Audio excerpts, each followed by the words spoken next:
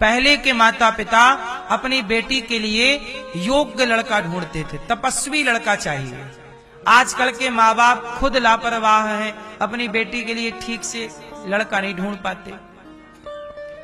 आपने बेटी के लिए लड़का ढूंढ दिया है, अब वो दिन भर शराब पी के तुम्हारी छोरी को मारता है, ऐसा लड़का ढूंढा है तुमने। और बाद में तुम कहते हो बेटी के भाग्य का है, क्या करें। अब तो यही कहोगे, इसके अलावा तुम्हारे पास कोई बहाना भी नहीं है। विवाह करने के पहले पूरा प्रोसेस होता है। आजकल विवाह का पूरी रस्म में पूरा सब कुछ लोग निभाते ही नहीं ना। आजकल विवाह मतलब मजाक है। आज विवाह क्या बन गया है? मजाक। कैसा मजाक? क्यों?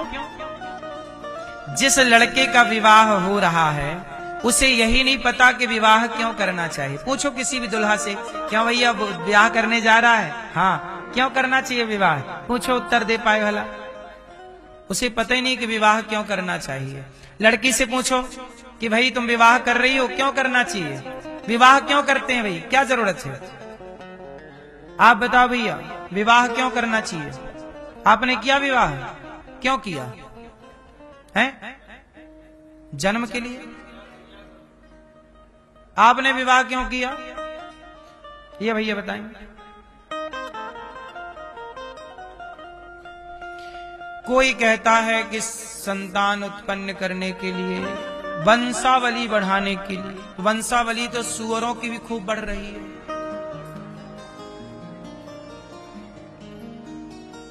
नहीं बढ़ रही? तुम्हारी तो 1-2 बढ़ रही, उनकी तो सीधा 10, 20, 30, 40। हाँ?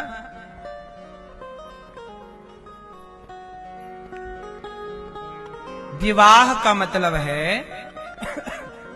आजकल विवाह में ना लड़की का पिता बारातियों को शराब की व्यवस्था कराता है। एक तरफ शराब का काउंटर लगेगा, यहां शराब, आओ बारातियों शराब पियो, यहां शराब पीने की व्यवस्था करता है लड़की का बाप। और फिर बारातियों में आए मामा, फूफा, मौसा, मौसिया, सब ने दम दबा के दारू पी, और दारू पी के फिर लड़की को आशीर्वाद देने पहुंचे मंच में।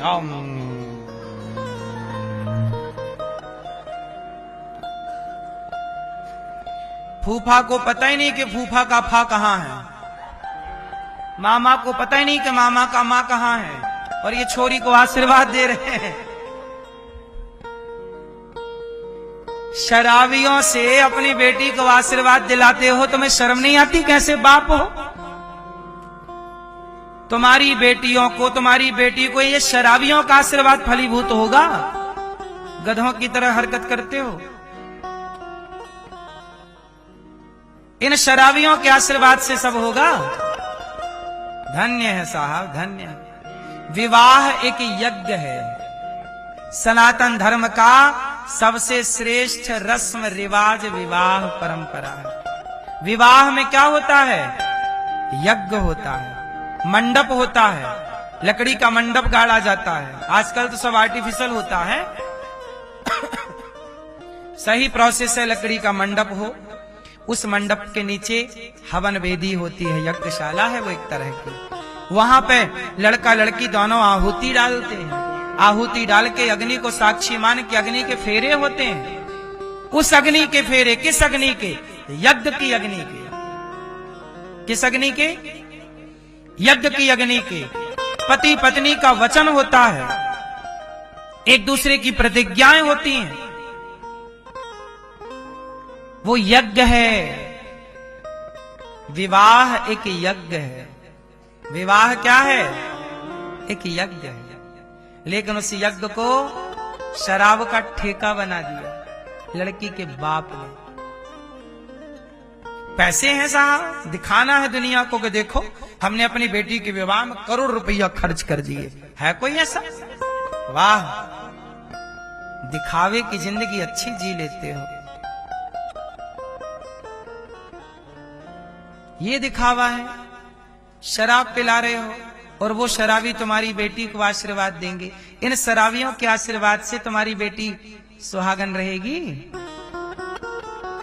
आशीर्वाद भी सबका नहीं लिया जाता, सबको सबके पांव नहीं छुए जाते। जैसे जिनके हम पांव छूते हैं, श्रेष्ठ जनों के, महान जनों के पांव छूते, ताकि उनका गुण, उनका आचरण हम में प्रवेश। करंट है एक प्रकार का ये पांव छूने की परंपरा। क्या है? जैसे एक व्यक्ति को कोरोना हो गया और उसने यदि दूसरे को छू लिया तो दूसरे को भी संभावना है। जब बीमारी एक से दूसरे में आती है तो गुरुजनों के, साधु जनों के आशीर्वाद, गुरु जी आशीर्वाद देंगे। गुरु गोरखनाथ जी का जन्म कैसे हुआ? एक साधु आए, एक साधु आए गांव में, भिक्षाम देही, वो भिक्षा मांग के खाते, मैया भिक्षा भिक्षा भिक्षा। एक मैया बोली, गुरु जी भिक्षा तो मैं दे दूंगी, मेरे बेटा नहीं है, कई साल हो गए ब्याह के, कोई पुत्र नहीं, कृपा करो महाराज। साधु बोले, ला भिक्षा ला। उसने भिक्षा दी, लो, हाँ तूने मुझे भिक्षा दी, अब जा। उन्होंने कुछ प्रसाद दिया, ले खा ले, बच्चा होगा। उसको लगा ये प्रसाद खाने से बच्चा कैसे होगा? श्रद्धा थी नहीं, गोबर का ढेर था, फेंक दिया गोबर में। वो गोबर में फेंका। अब 12 साल बाद वो गुरुजी फिर पहुंचे। 12 साल बाद गुरुजी आए, ए मैया, मैंने तुझे पुत्र होने का आशीर्वाद दिया था, कहां बेटा? अरे महाराज कोई बेटा बेटा नहीं हुआ, आपका आशीर्वाद झूठा था। अरे झूठा क्या था? मैंने तुझे कुछ दिया था प्रसाद, खाया कि नहीं? गुरुजी मैं झूठ नहीं बोलूंगी, मैंने ये गोबर के ढेर में फेंक दिया था, इसको भी खाने से भी बच्चा होगा। साधु ने ध्यान लगा के देखा, वहां गड्ढा खोदा जहां प्रसाद फेंका गया था। वो प्रसाद कोई सामान्य ऋषि का आशीर्वाद, खोदा, वो जमीन के भीतर समाया, गोबर के ढेर से प्रकट हुए, इसलिए गोरखनाथ, गुरु गोरखनाथ। गोबर के ढेर से गुरु गोरखनाथ प्रकट हो गए, जिन्होंने सृष्टि में तमाम समाज की सेवा और धर्म की स्थापना की। ऐसे दिव्य महापुरुष का प्राकट्य कहां से हुआ? आपको क्या लगता है? संतों को ऐसी हल्के में ले लेते हैं? इसलिए कहता हूं कि संतों का किसी भी प्रकार से तिरस्कार ना हो। विवाह करना चाहिए, संतों का आशीर्वाद। देखो संतों का आशीर्वाद मिला तो नहीं संता, कितनी कथाएं हैं कि पुत्र प्राप्ति हुई, आशीर्वाद। एक प्रसिद्ध कथा है मार्कंडेय जी की। एक बालक हुआ, उसकी कुंडली में लिखा था कि 12 साल में मर जाएगा, और उसके पिता बहुत बड़े ज्योतिष के ज्ञानी, उनके पिता, बेटा पैदा हुआ, बाप ने कुंडली बनाई, वो कुंडली में आया कि 12 साल के बाद बेटा मर जाएगा। अब तो बाप के दिन चैन नहीं, भाई बाप तो बाप है, कैसे चाहेगा कि कोई बाप के आगे बेटा मर जाए। अब वो बाप बेचारा सब दूर परेशान हुआ, हे महाराज कुंडली में लिखा है कि 12 साल, कोई सब ग्रह नक्षत्र योग ऐसे ही बन रहे हैं, अब कोई टाल कैसे जाए? काल को कौन टालेगा? विधान को कौन टालेगा? क्या करेंगे? तब संत आए, संतों ने कहा एक काम कर, तू अपने बेटे की मृत्यु टालना चाहता है तो जो भी संत दिख जाएं प्रणाम करवा। अब तो जो संत दिखे, मार्कंडेय जी प्रणाम महाराज, चरण, संत आशीर्वाद दे, दीर्घ जीवी भव। एक बार संत आ गए दिव्य और आशीर्वाद मांगा, जाओ चिरंजीवी भव। और आज 12वां साल का आखिरी दिन था, आज बच्चे को मरना था कि तभी संत आए, और संतों को प्रणाम करने की आदत थी। आयुर्विद्या यशोबलम अभिवादनशीलस्य, जो नित्य प्रणाम करता है माता पिता को, बड़े बुजुर्गों को, उसकी क्या बढ़ती है? आयु विद्या यश बल, आयुर्विद्या यशोबल। अभिवादन करने से, सम्मान करने से, सेवा करने से। चरणों में गिर पड़े। आज बाप को रोना था कि हे भगवान अब क्या होगा। तब एक महासंत आए, चरणों में प्रणाम किया। संत ने कहा चिरंजीवी भव, जाओ लंबी आयु, दीर्घजीवी भव। साधु के चरणों में पिता गिर पड़ा, महाराज ये चिरंजीवी नहीं है, दीर्घजीवी नहीं हो सकता, आज इसका आखिरी दिन है, ये मर जाएगा। संत बोले कैसे हो जाएगा, देखो महाराज कुंडली कह रही है। कुंडली? तुरंत संत ने ब्रह्मा जी, साधु मतलब साधु दिव्य संत, ब्रह्मा जी से बात की। वो सनकादि थे, ब्रह्मा जी से बात की कि ब्रह्मा जी क्या है। बोले आज इसका आखिरी है। भगवान सनकादि बोले नहीं, हमारा आशीर्वाद मिथ्या नहीं होना चाहिए। दिन भर भगवान का नाम जपता हूं, राम राम कृष्ण कृष्ण श्रीमन्नारायण, और आज मैंने आशीर्वाद दे दिया तो ये मर जाएगा बच्चा। यदि मर जाए तो फिर मेरे भजन का प्रभाव क्या है, टालो इसकी जैसी मृत्यु हो। भैया वो मार्कंडेय जी, वो बालक जो कल आज मरने वाला था, संतों के आशीर्वाद से सब कुछ विधान चेंज हुआ और 7 लोग अमर हैं। अश्वत्थामा बलर्व्यासो हनुमानश्च विभीषण कृपा परशुरामश्च, ये सब जीवित हैं। 8वें मार्कंडेय जी चिरंजीवी बने। आज भी मार्कंडेय जी, वो आशीर्वाद संतों के, मार्कंडेय जी जीवित। कल्पों के लिए अमर हो गए, अमर हो गए। 7 चिरंजीवी अमर थे, 8वें मार्कंडेय जी केवल प्रणाम के बल पर। सोचिए आशीर्वाद किनका लिया जाता है, और तुम अपनी बेटी को इन शराबियों का आशीर्वाद दिलाते हो।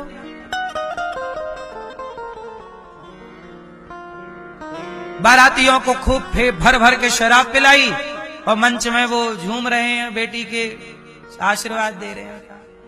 कैसा बाप है ये निर्दयी।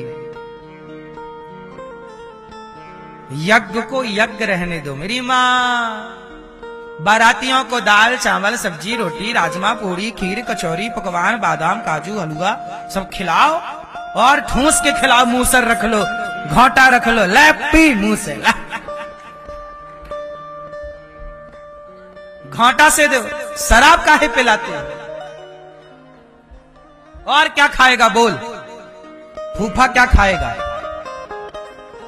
जो खाएगा खिलाए, ले बादाम खाएगा बादाम का रस पी, ले घोंटा से डालो इसके मुंह पे। शराब काहे पिलाते हो? शराब सनातन में आप लोग भटक गए रास्ता। सनातन को साइंटिफिक रूप से समझिए, विवाह यज्ञ है। कितने लोग मेरी बात से सहमत हैं कि विवाह यज्ञ है? विवाह एक यज्ञ है, 2 आत्माओं का मिलन है, एक नई जिंदगी किसी की स्टार्ट होने जा, नया जन्म है, वो जन्म हो रहा है।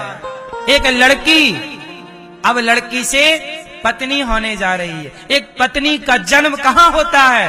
मंडप में, यज्ञ मंडप में, विवाह मंडप में। एक पुरुष का पति के रूप में परिणित होना, पति का जन्म कहाँ होता है? तुम्हारे घर में पति पैदा होता है क्या? कि तुम्हारे घर में पत्नी पैदा, तुम्हारे घर में बेटी पैदा हुई है, तुम्हारे घर में बेटा पैदा हुआ है। विवाह के मंडप में पत्नी और पति का जन्म हुआ है। उस यज्ञ के विधान से जन्म होता है। जैसे यज्ञ से द्रौपदी प्रकट हुई। द्रौपदी कहां प्रकट हुई? जिन यज्ञों से हमारे यहां भगवान, जब दशरथ जी ने यज्ञ किया, उस पुत्रेष्टि यज्ञ से भगवान प्रकट हुए और खीर दिए। जिन खीर को 3 रानियों ने खा के गर्भ धारण किया। हमारे यहां यज्ञ से भगवान प्रकट होते थे। वो यज्ञ को यज्ञ रहने दो मेरी माँ। ज्यादा पैसा भीतर का उछाल मार रहा तो किसी भूखे की सेवा करो, गौशालाएं बनवा दो, ज्यादा पैसा है तो गरीब बेटियों का विवाह करा दो। किसी का बेटी का विवाह आप करा दोगे तो उस बेटी के आशीर्वाद से तुम्हारा सुहाग अमर रहेगा। ये शराब का है ठेका खुलवा के बैठ गए तुम शराब का बेटी के ब्याह में? बेटी का ब्याह कर रहे हो कि शराब की दारू की दुकान खोल के बैठे हो? और जो दारू मांगे बारातियों में उनको बंद करो दरवाजे के अंदर, चाबी फेंक के, बड़ा तेल लगा के डंडा, और इनके मारो 10-10 तरीके से। ले यहां दारू पिएगा नालायक, बेटी के ब्याह में आया दारू पीने आया, मारो उसको गधे को, उल्टा लटका के मारो, मिर्ची का धुआं दो नीचे से। ले दारू, मैं बेटी का ब्याह कर रहा हूं कि नालायक तेरे दारू लेके बैठूं, गधा कहीं का, दारू मांग रहा है। यही जगह मिली है तेरे को दारू पीने के लिए बेटी के ब्याह में, और दुनिया खाली हो गई, वहां दारू नहीं पी सकता, यहां आया मेरी बेटी के ब्याह में दारू पीने के लिए। इन दरुओं का तो मुंह देखना पाप है, क्यों? और यहां बेटी के ब्याह में ये आए। और तो सब छोड़ो, आजकल तो लड़का दुल्हा भी दारू पी के बैठता है मंडप में। इससे बड़ा दुर्भाग्य क्या होगा, इससे बड़ी मूर्खता क्या होगी?